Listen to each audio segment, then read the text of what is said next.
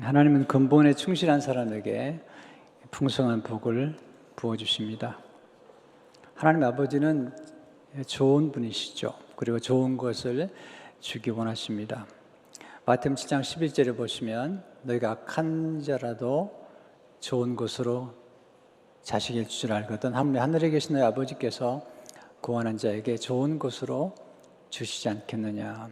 하나님은 좋은 걸 주기 원하시고 또 부모는 누구나 다 자녀에게 가장 좋은 것을 주고 가르치기를 원하십니다.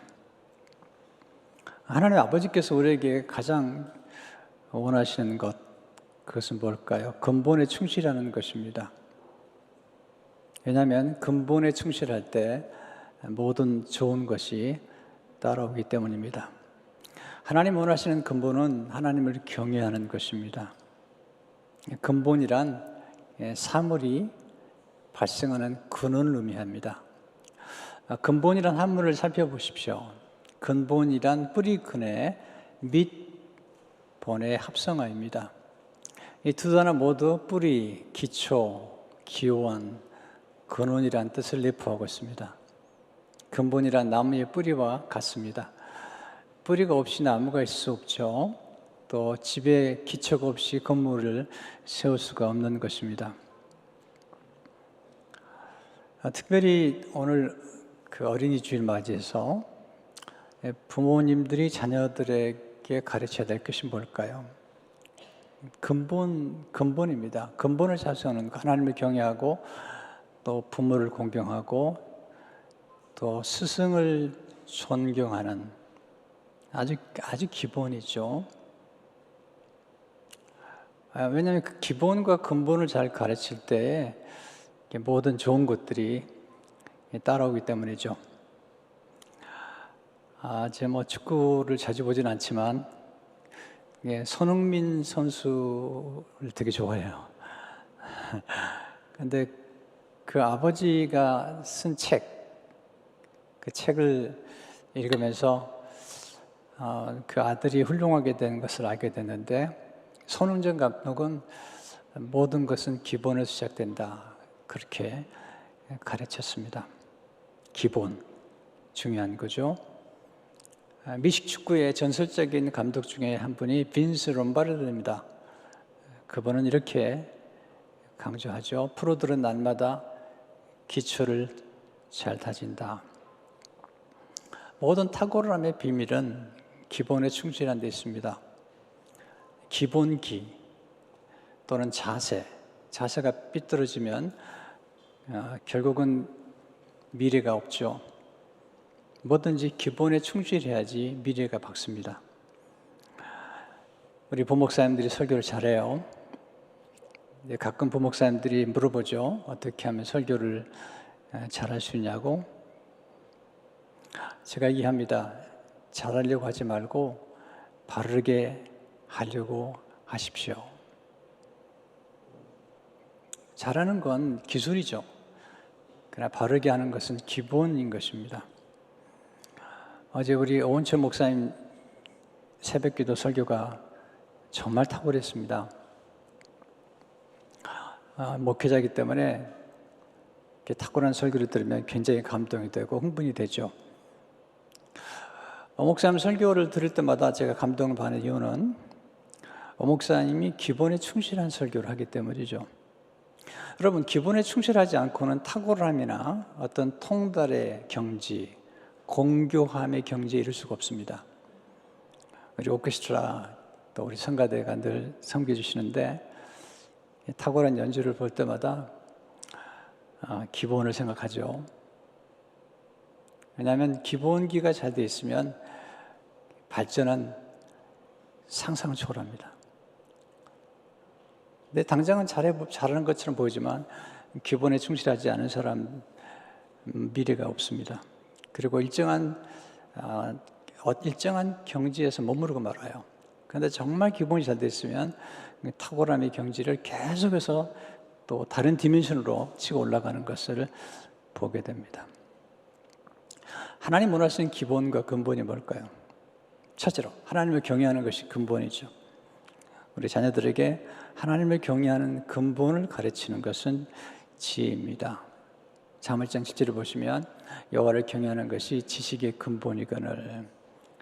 잠언 9장 10절을 보시면 여호와를 경외하는 것이 지혜의 근본이요. 이 근본이라는 것은 뿌리죠. 우리 존재의 뿌리는 부모님이시죠. 그래서 우리가 부모님을 공경해야 돼요. 자, 그런데 우리 부모님보다 더 온 뿌리가 있죠. 하나님이시죠. 하나님이 부모님을 우리에게 허락해 주신 것입니다. 이 근본을 안다는 것은 원 뿌리를 추적해 가는 것입니다. 저는 원 뿌리를 추적하는 걸 되게 좋아합니다. 물이 있다면 샘이 있습니다. 생수가 있다면 생수의 근원이 있죠. 생수의 원천.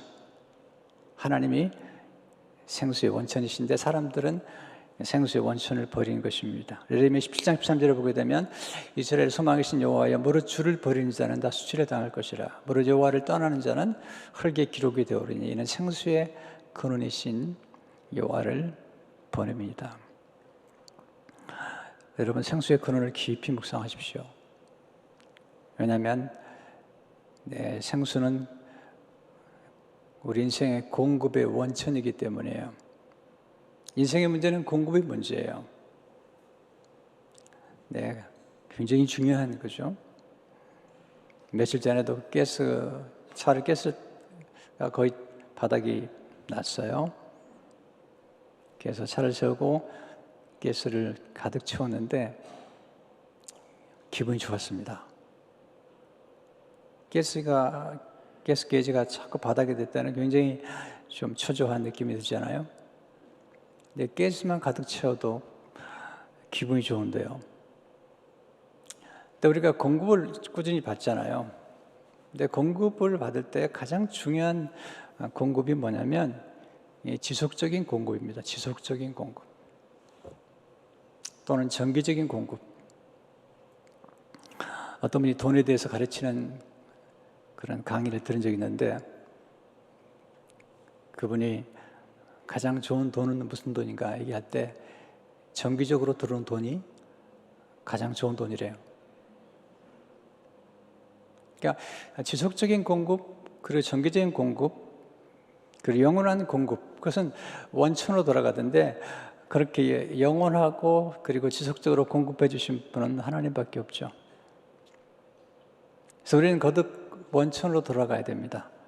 그리고 원천에 머무는 지혜가 필요하죠. 원천은 하나님이시죠. 하나님을 가까이 하고 또 하나님의 공급을 지속적으로 받는 것은 지혜인 것입니다.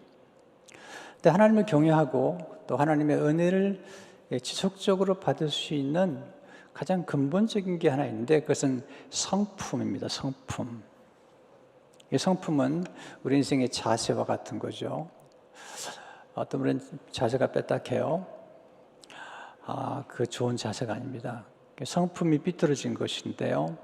성경에서 가장 중요하게 여기는 하나님을 경외하는 사람들이 가지고 있는 성품을 4가지로 압축해 보고 싶어요.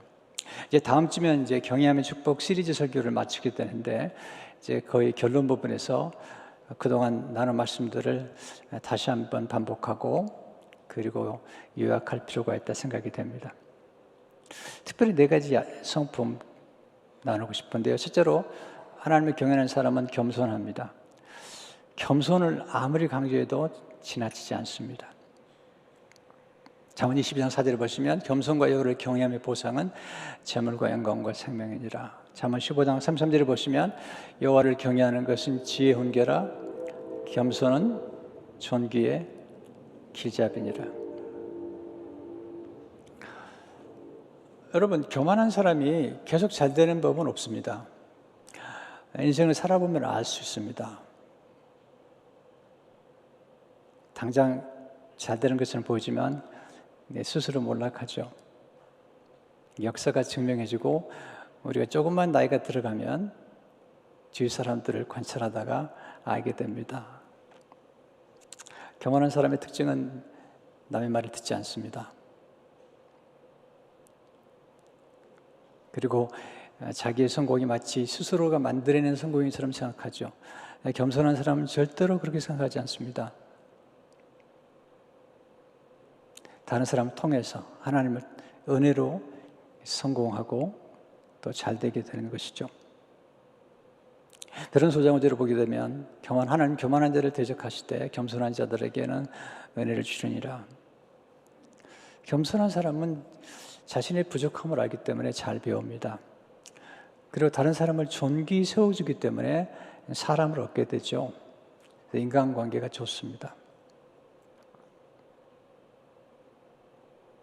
둘째로 하나님을 경외하는 사람은 순종하죠. 하나님을 가장 소중히 여기는 성품이 겸손과 순종이죠. 왜냐하면 아담의 범죄가 교만과 불순종에서 왔기 때문이죠. 예수님은 겸손하시고 또 순종하셨어요. 로마서 5장 19절을 보게 되면 한 사람이 순종하지 아니함으로 많은 사람이 죄인 된 것 같이 한 사람이 순종하심으로 많은 사람이 의인이 되리라. 왜 순종이 중요할까요? 제가 늘 강조하지만 순종은 사랑받는 비결입니다. 또한 순종은 축복받는 비결입니다. 특별히 신명기 28장은 축복장인데요. 1절부터 14절에 보면 축복이 쭉 나열되어 있는데 그 축복의 비밀이 신명기 18장 2절에 나오죠. 내가 내 하나님 여호와의 말씀을 순종하면 이 모든 복이 내게 임하며 내게 미치리니. 순종하면 복이 따라온다는 것입니다. 순종은 하나님께 쓰임받는 비결이죠. 사울 왕이 불순종함으로 버림받았죠. 그러나 다윗은 순종함으로 하나님께 쓰임받은 것을 보게 됩니다. 또한 순종은 성령 충만의 비결입니다. 에베소 2장에 보게 되면 불순종하는 사람들에게는 영이 많은데 그것은 악령이 많습니다. 그러나 순종하는 사람들에게는 성령이 마시죠. 사도행전 5장 32절을 보시면 우리 일의 증인이요 하나님이 자기에게 순종하는 사람들에게 주신 성령도 그러하니라 하더라. 실제로 하나님을 경외하는 사람은 정직합니다. 여호와를 경외하는 것과 정직은 함께 동행하죠. 잠언 14장 2절을 보시면 정직하게 행하는 자는 여호와를 경외하여도 패역하게 행하는 자는 여호와를 경멸하느니라. 우리가 세상이 불의하기 때문에 부정직하고 거짓말하는 사람들이 잠시 잘 되는 것처럼 보이지만 여러분 절대로 오래가지 않습니다. 그리고 순식간에 모든 걸 다 빼앗깁니다. 그러나 정직한 사람은 다르죠. 잠언 14장 11절을 보시면 악한 자의 집은 망하겠고 정직한 자의 장막은 흥하리라. 정직은 우리 삶에 진정한 행복을 주죠. 영국 격언에 나온 말인데요. 하루만 행복하려면 이발소에 가서 머리를 깎아라. 일주일만 행복해지고 싶거든 결혼을 하라. 이게 무슨 말인지 잘 모르겠는데요. 네. 1개월 정도라면 말을 사고 1년이라면 새 집을 지어라. 내 평생토록 행복하기를 원한다면 정직한 인간이 되라. 네 번째, 하나님 경외하는 사람은 하나님과 사람을 존중합니다. 존중하는 성품, 하나님을 존귀 여기고 그리고 사람을 존귀 여기는 성품, 참 아름다운 성품이죠.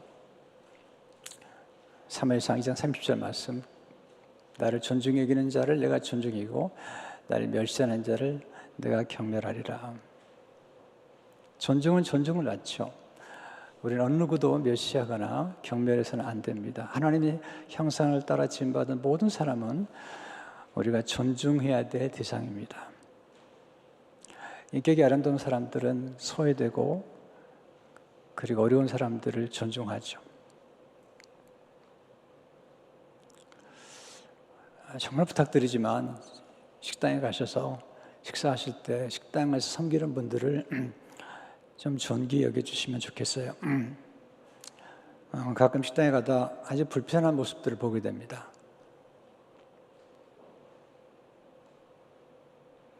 마음이 아파요.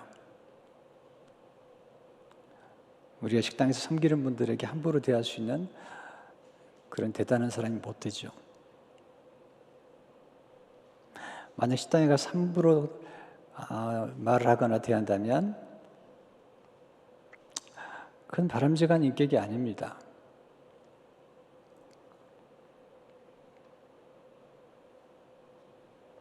식당뿐만 아니라 뭐 어디나 마찬가지겠죠. 이 존중이 중요한 까닭은 존중은 존중을 낳고 좋은 관계를 맺는 성품이기 때문이죠. 존중은 배려를 낳습니다. 제가 성품에 관한 공부를 한참 할 때 성품 학교를 운영하는 분들을 책을 보게 되는데 제 첫 번째, 어린아이들에게 첫 번째 가르치는 성품이 배려입니다. 배려. 배려는 남을 먼저 생각하게 하는 것이죠. 이기심을 내려놓고 남을 먼저 생각하게 하는 것. 이게 왜 중요하냐면요. 이게 남을 먼저 생각하는 것이 성숙의 척도이기 때문이죠. 그러니까 존중과 배려는 성숙한 성품의 표지입니다.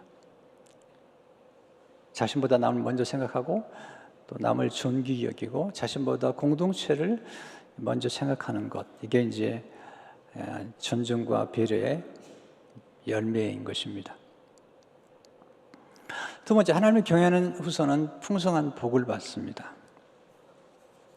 오늘 말씀이죠. 제가 시편 110편 1절에 보시면 할렐루야를 경외하며 그의 계명을 크게 지고하는 자는 복이 있도다. 제가 이 말씀을 자주 축복을 베풀어 드릴 때 제가 인용하는 말씀이고요. 또 특별히 하나님을 경외하는 경건한 성도가 하나님께 부름받게 되면 제가 꼭 이 말씀으로 자녀들을 축복하곤 합니다. 하나님을 경외하는 후손에게 어떤 축복이 많을까요? 첫째로, 하나님을 경외하는 후손은 강성함의 복을 받습니다. 2절을 보시면요, 그의 후손이 땅에서 강성하며 정직한 자들의 후손에게 복이 있으리로다. 왜 하나님을 경외하는 후손이 강성할까요? 하나님이 도와주기 때문이죠. 하나님을 경외했던 요셉을 공격한 사람들이 많았지만 하나님의 요셉을 도와주심으로 요셉이 강성했어요. 창세기 49장 23절 24절을 보게 되면 활 쏘는 자가 그를 학대하며 적개심을 가지고 그를 쏘았으나 요셉의 활은 도리어 굳세며 그의 팔은 힘이 있으니 이는 야곱의 전능자 이스라엘의 반석인 목자의 손을 힘입음이라. 하나님 도와주셔서 요셉이 강성하게 된 것입니다. 둘째로, 하나님을 경외하는 후손은 정직자가 누리는 복을 받게 됩니다. 정직자가 누리는 복. 2절에 보시면 정직한 자들의 후손에게 복이 있으로다. 하나님을 경외하는 사람의 특징은 정직하다고 제가 말씀드렸습니다. 정직한 사람들이 누리는 복이 뭘까요? 흑암 중에 빛이 일어나는 것입니다. 4절을 보시면 정직한 자들에게는 흑암 중에 빛이 일어나느니 그는 자비롭고 긍휼이 많으며 의로운 이로다. 흑암이라는 것은 인생의 어려움과 고난이죠. 근데 정직한 자들에게도 흑암이 찾아오죠. 고난이 찾아오기도 하고 질병이 찾아오기도 하고 역경과 시련이 찾아옵니다. 그런데 놀라운 사실은 하나님을 경외하는 사람들에게는 흑암 중에도 빛을 발하게 되는, 또 어려울 때도 더 잘 되는 그런 축복이 있기 때문에 정직자의 후대가 복이 있다고 말씀하고 있습니다. 특별히 정직한 사람과 후손은 흉한 소문을 두려워하지 않습니다. 7절에 보시면 그는 흉한 소문을 두려워하지 아니하며 여호와를 의뢰하고 그의 마음을 굳게 정하였도다. 부정직한 사람, 거짓말을 밥 먹듯 한 사람은 늘 두려움 속에 살아요. 그리고 자신의 부정직함이 발각될까 봐 두려워하죠. 또한 흉한 소문을 두려워합니다. 하나님을 경외하는 사람은 흉한 소문이나 사람들의 음모를 두려워하지 않습니다. 다니엘은 하나님을 경외했죠. 성경에 보면 다니엘이 정직하고 흠이 없었다고 얘기하고 있죠. 그래서 그를 죽이려고 하는 음모와 흉한 소문을 듣고도 그는 흔들리지 않습니다. 그는 두려워하지 않습니다. 그는 전에 행하던 대로 하루에 3번씩 예루살렘으로 향하는 창문을 열어놓고 무릎을 꿇고 기도하고 하나님께 감사합니다. 그 결과 다니엘은 그를 죽이려고 하는 사람들이 오히려 사자굴에 들어가서 죽는 것을 보게 되죠. 8절의 말씀 응답이죠. 그의 마음이 견고하여 두려워하지 아니할 것이라 그의 대적들이 받는 보응을 마침내 보리로다. 정직의 소중함을 배우고 가르치십시오. 또 자녀들의 생애가 정직을 통해서 행복하게 될 거라는 사실을 여러분 아셔야 됩니다. 셰익스피어는 정직만큼 풍부한 재산은 없다, 그렇게 말했습니다.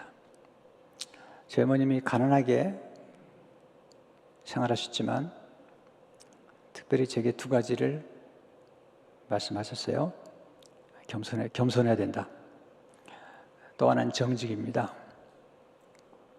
제 어머니 가난하셨지만 정말 고고한 성품을 가지신 분이었습니다. 어릴 적에 제가 주신 교훈 가운데 뼈저리게 제가 배웠던 것은 정직입니다. 두 가지만 소개를 하죠. 더 많은데 너무 많이 얘기하면 저도 부끄러우니까요. 아주 어릴 적입니다. 어머니가 바느질 하시는데 쌀풀이 필요했습니다. 이제 한복을 하게 되면 이 동정이라고 그러죠. 동정과 깃 여기를 이렇게 만드실 때 꼭 쌀풀이 필요한데 어머니가 제가 어리기 때문에 불러서 돈을 주시면서 밖에 나가면 형이 놀고 있으니까 형을 만나서 형께 부탁해서 가게에 가서 쌀풀을 사오라고 제게 말씀하셨어요. 그래서 나가서 보니까 형이 이제 놀고 있으니까 형에게 부탁해서 가게에 가서 쌀풀을 사왔습니다. 어머니가 물었습니다. 내가 혼자 사온 것이냐 아니면 형이 도와준 것이냐. 근데 그 짧은 순간에 제 마음속에 엄마에게 칭찬 듣고 싶은 마음이 생겨서 제가 사온 거예요. 이렇게 얘기를 했죠. 거짓말하는 것이죠. 근데 어머니가 형이 들어왔을 때 그냥 넘어가지 않고 물어봤습니다. 내가 도와주었느냐 아니면 준빈이가 직접 사왔느냐. 형은 잘 모르니까 제가 도와줬다고 어머니께 말씀을 드린 거죠. 그날 정말 혼이 났습니다. 어머니께. 어머니가 말씀하셨어요. 다른 건 모르지만 거짓말하는 건 용납할 수 없다. 근데 이제 성장하는 과정에서 그래도 이제 우리 인간의 악성 때문에 또 가끔 부모님을 속이고 싶은 마음이 생길 때가 있죠. 어머니가 바느질을 하면 이제 그 당시 오바로꾸라고 그러는데 이 오바로꾸를 이제 다른 데 가서 이제 맡겨서 가져오는데 어린 제가 이제 그 심부름을 잘했습니다. 근데 오바로꾸를 가로 맡기면 이제 그게 10원을 드리고 와야 돼요. 근데 10원을 드리면 그 오바로꾸 하는 주인이 제가 착하다고 3원을 제게 줬어요. 그러니까 7원만 받으시고 3원은 제가 받는 거죠. 그 당시 3원은 어릴 적에 적은 돈이 아닌데 돈을 가져오면 어머니한테 꼭 말씀드리죠. 오늘 또 3원을 주셨습니다. 그러면 이제 저한테 저축해 놓고 저금하라고 말씀하셨는데 어느 날 이제 눈 오는 날이었는데 가서 그 3원을 받았습니다. 받았는데 문득 어머니한테 말하지 않고 쓰고 싶은 마음이 생겼어요. 어머니가 여쭈었습니다. 오늘 또 3원을 주셨느냐? 아니요. 어머니가 넘어가면 좋을 텐데 바로 전화를 하셨습니다. 그 주인께서 오늘도 3원을 주었습니다. 어머님이 3원을 갖다 드리라.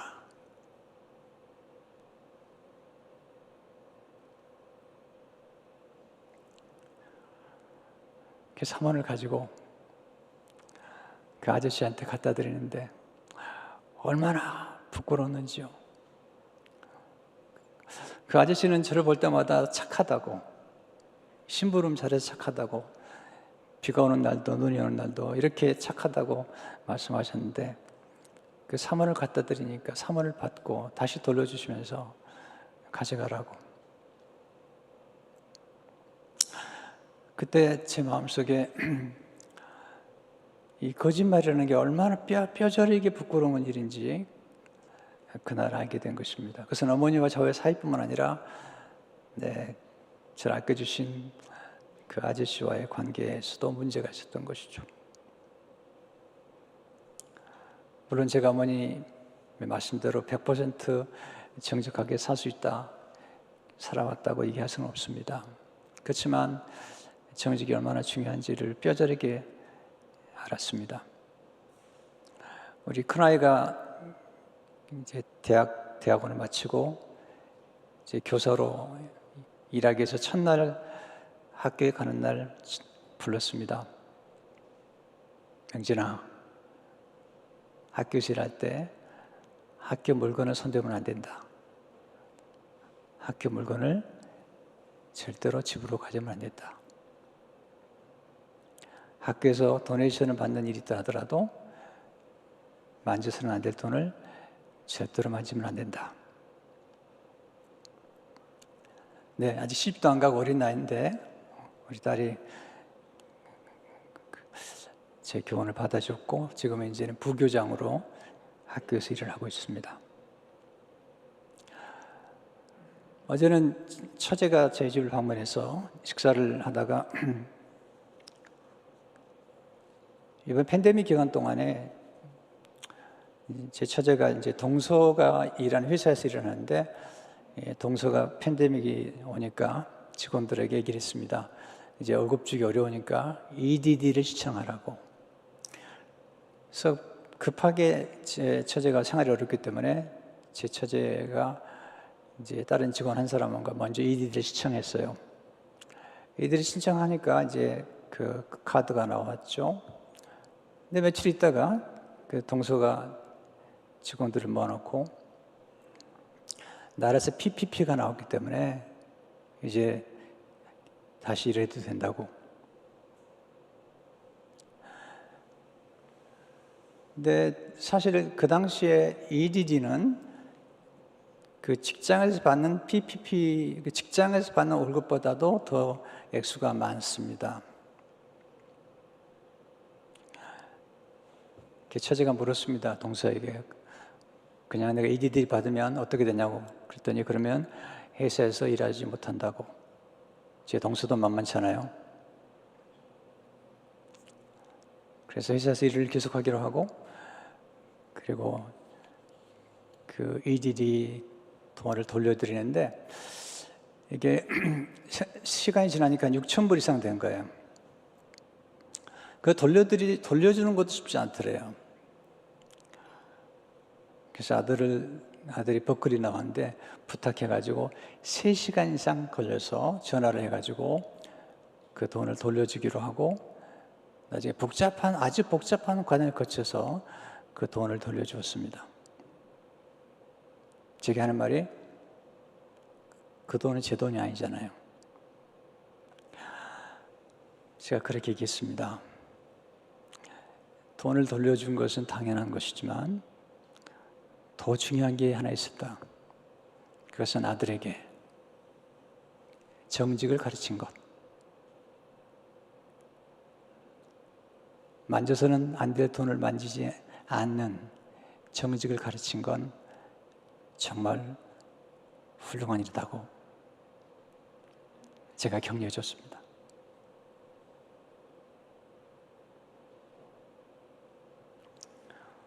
제 처제에게는 큰 돈이었어요.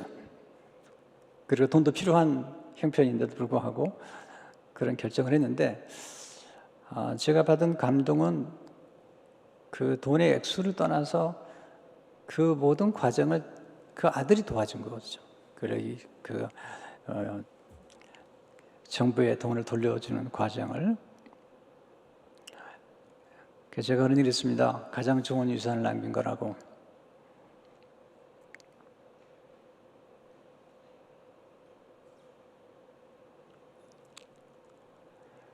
세 번째로, 하나님의 경외로서는 부와 재물이 따라오는 복을 받습니다. 3절을 보시면 부와 재물이 그의 집에 있으며 그의 공의가 영구히 서여 있으리로다. 신약에서는 별로 강조하지 않지만 구약에서는 부와 재물을 강조하죠. 왜 하나님을 경외하는 사람, 또 정직한 사람들에게는 부와 재물이 결국은 따라오는 걸까요? 당장은 손해보는 것 같아요. 근데 결국은 따라오는 거예요. 이게 역사가 증명해주고 성경이 강조하는 것이고 우리 인생에서 볼 수 있는 겁니다. 그 비밀이 9절에 나옵니다. 그가 재물을 흩어 빈궁한 자들에게 주었으니 그의 의가 영구히 있고 그의 뿔이 영광 중에 들리로다.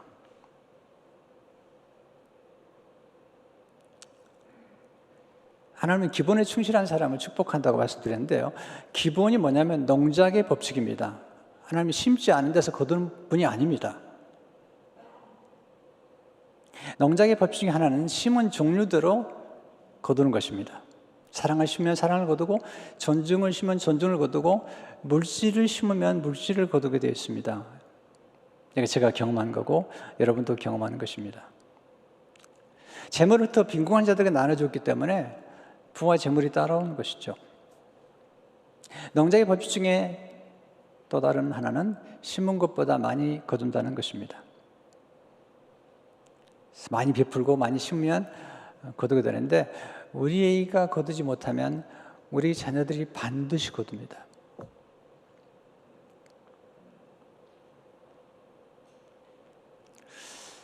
여러분, 그런 경험하지 않으세요? 여러분이 어떤 분에게 정말 잘해줬어요. 근데 그분이 여러분에게 보답하지 않아요. 그런데 여러분이 전혀 잘해 준 적이 없는 분이 여러분에게 엄청난 사랑을 베풀고 은혜를 베푸는 걸 경험했을 거예요. 이것은 원리입니다. 우리가 누군가에게 잘해주고 그리고 조건 없이 잘해주면 그것이 돌아서 우리에게 오는데, 우리가 알지 못하는 사람들을 통해서 오게 됩니다. 저는 지금 살아오면서 많은 도움을 받고 살아왔습니다. 또 나름대로 도움을 드리기도 하고 은혜를 베풀기도 했습니다. 근데 제가 정말 정성을 다해서 도와드리고 은혜를 베푼 분들이 별로 반응이 없는 분도 많이 봤습니다. 근데 상대적으로 제가 아무것도 하지 않았는데 제게 은혜를 베풀고 엄청난 사랑을 베푸는 목회에 있어서 놀라운 도움을 주신 분들을 많이 만났습니다. 그러니까 우리가 심으면 우리가 심은 대상으로부터만 거두는 게 아니고 누군가로부터, 그리고 언젠가는 거두게 되어 있는 것이 성경 원리죠. 그래서 누가복음 9장 38절을 보시면, 주라 그리하면 너에게 줄 것이니 곧 후이 되어 누르고 흔들어 넘치도록 하여 너에게 안겨주리라. 너희가 헤아리는 그 헤아림으로 너도 헤아림을 도로 받을 것이니라. 네 번째, 하나님을 경외하는 후손은 영원히 흔들리지 않은 복을 받게 되죠. 6절을 보십시오. 그는 영원히 흔들리지 아니하며 의는 영원히 기억되리로다. 가장 가치 있는 것은 영원한 것이죠. 우리가 가치를 평가할 때 우리가 구입하는 상품이나 물건의 수명을 따져보죠. 일회용 별로 가치가 없죠.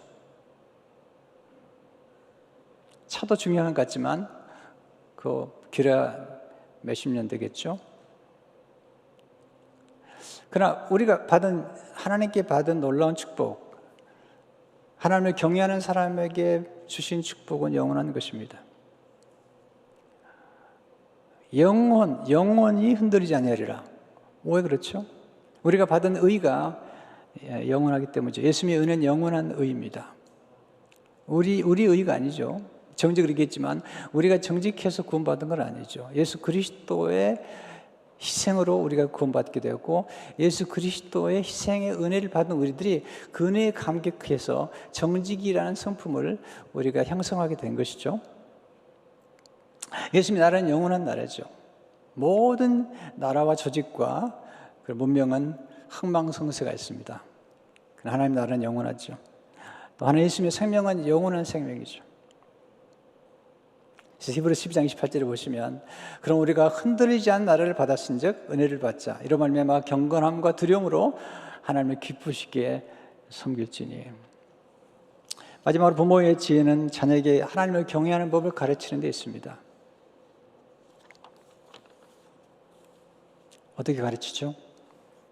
첫째로, 성경을 통해서 하나님을 경외하는 법을 가르치십시오.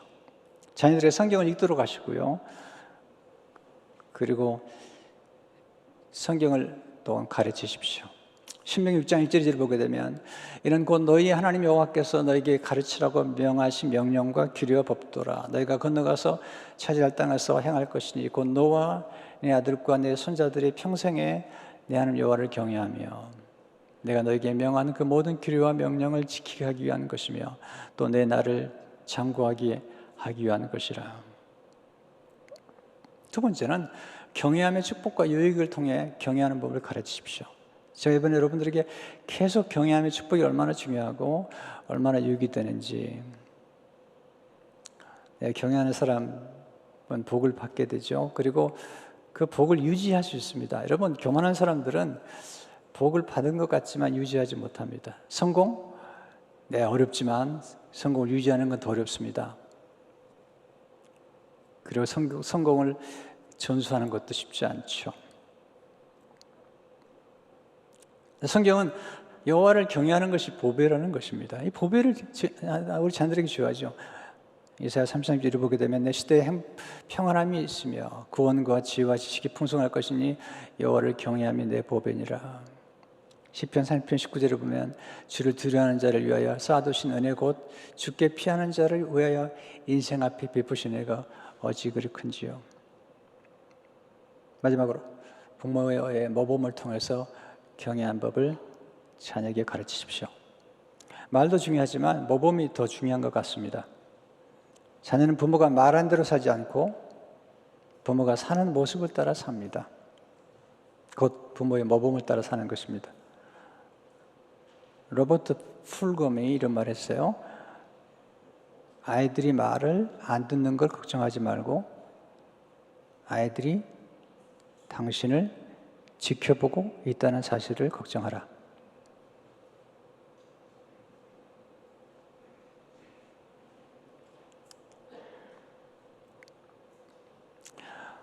어떤 모범으로 경외할까요? 예배를 소중히 여김으로 하나님을 경외하는 법을 가르치십시오. 부모가 예배를 소중히 여겨야 되죠. 예배는 하나님을 경외하는 가장 근본이 있죠. 또한 하나님의 말씀을 소중히 여김으로 하나님을 경외하는 법을 가르치십시오. 또한 부모님을 공경함으로 하나님을 경외하는 법을 가르치십시오. 어떤 부모님들은 자녀들에게 상처를 주기도 하고 아픔을 주기도 해요. 그러나 부모는 우리 존재의 근원입니다. 그래서 부모를 공경하는 것을 자녀들에게 보여주면 자녀들은 또 부모를 공경하게 돼 있죠. 본인은 부모를 공경하지 않으면서 나중에 자녀들로 하여금 공경을 받고 싶어하는 마음은 좋은 게 아니죠. 부모가 다 마음에 안 들어도 우리 존재의 근원이기 때문에 공경하게 되면 축복이 되죠. 또한 영적 지도자들을 존중함으로 하나님을 경외하는 법을 가르치세요. 가끔 이민교회에 목회하다 보면은 그 자녀들 앞에서 목사를 욕하고 또 교회를 욕하고 이런 분들이 계세요. 그러니까 자녀들이 그거 듣고요, 교회 안 나갑니다. 물론 목사가 부족한 게 많습니다.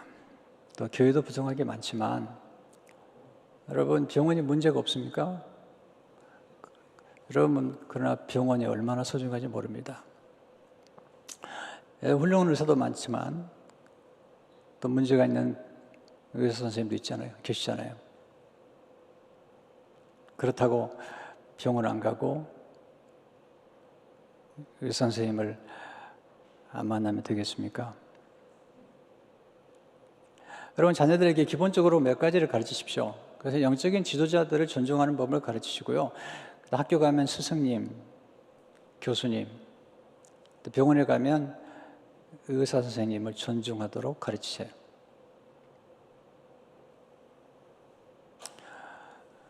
영적 지도자들은 여러분의 영혼에 대한 책임을 지고 인도하는 사람들입니다. 학교 교수님들은 자녀들의 지식을 책임지겠죠. 그러나 의사 선생님들은 여러분의 건강, 몸과 또는 정신을 책임지고 섬기는 분들이잖아요.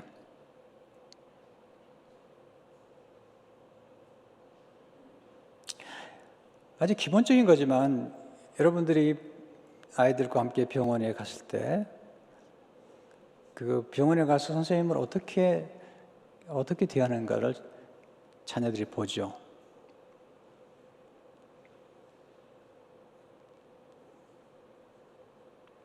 드림과 나눔을 통해서 하나님을 경외하는 법을 가르치십시오. 어떤 자세로 드리느냐, 또 나누느냐 중요하죠. 또 특별히 소외된 사람을 존중하고 섬김으로 하나님을 경외하는 법을 가르치십시오.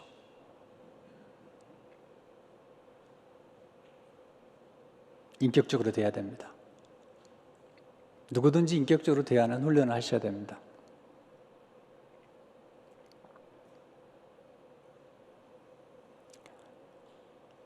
우리가 인격적 성장이 간다는 것은 내가 존중할 수 있는 사람에게만 존중하거나 내게 도움이 되는 사람에게만 존중한다면 그 존중은 굉장히 미숙한 존중이죠. 그러나 정말 존중한다는 것은 상대방의 신분, 성별, 학력, 재산과 상관없이 존경하는 훈련이 필요하잖아요. 제가 어떤 교회에 말씀 증거하려고 초청을 받았는데 제가 여쭤봤더니 좀 어떠세요? 그랬더니 우리 교회는 담임 목사님한테는 잘하는데 부목사님들한테는 너무 함부로 해요. 그래서 마음이 아팠습니다. 왜냐하면 저도 부목사 생활 7년 한동안에 경험을 한 적이 있기 때문이죠.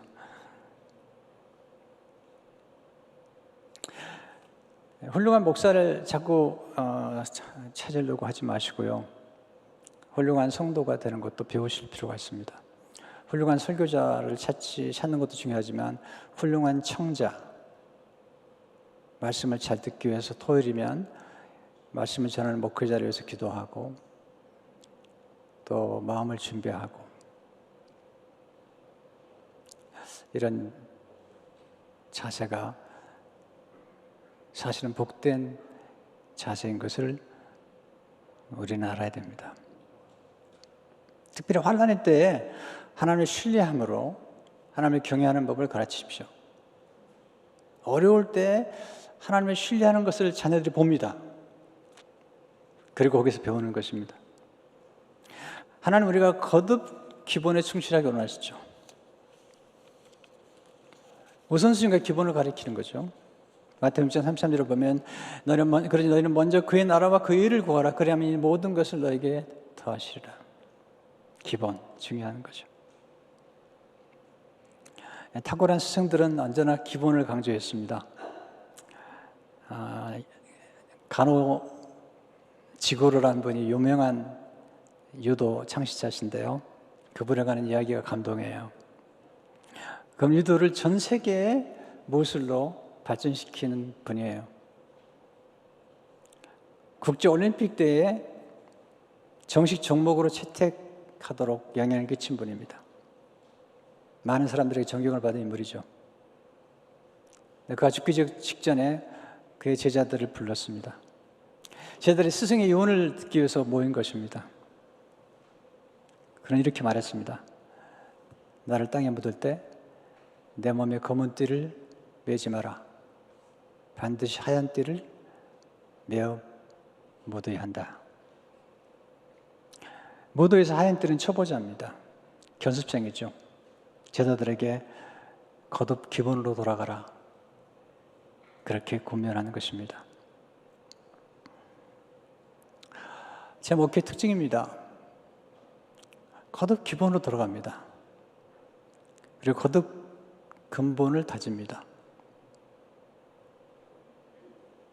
왜냐하면 기본과 근본만 잘 세워져 있으면 발전하는 것은 이제 시간의 문제이기 때문입니다.